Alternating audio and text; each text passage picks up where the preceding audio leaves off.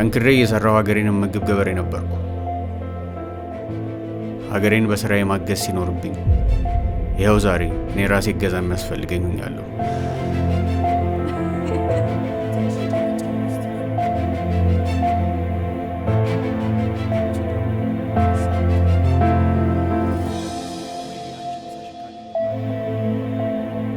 የልጆቼን ነገ ለማየት እየጓጓው በፍቅርና በደስታ ኖር ነበር።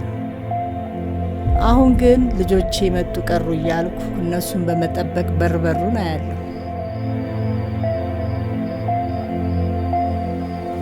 ቀን ከሌት እያጠናሁኝ ብሔራዊ ፈተናን በጥሩ ውጤት አልፌ ዩኒቨርሲቲ ለመግባት እየጣርኩ ነበር። አሁን ግን አባቱ ማን እንደሆነ የማላውቀው ልጅ እያሳደግኩ በስደተኞች መጠለያ ውስጥ እገኛለሁ።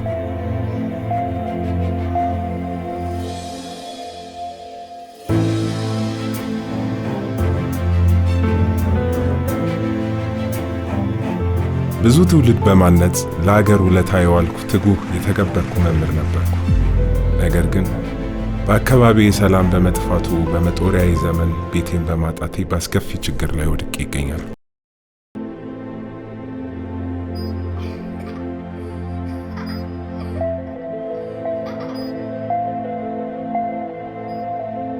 አባዬ ጅዋጅዌ ተጫውተን በጣም ደስ ይለኝ ነበር።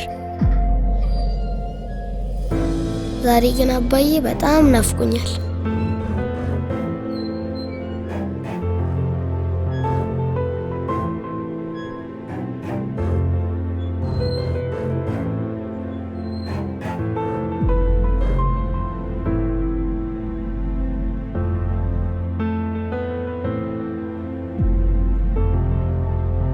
ካለንበት ችግር የምንወጣው በምክክር ብቻ ነው።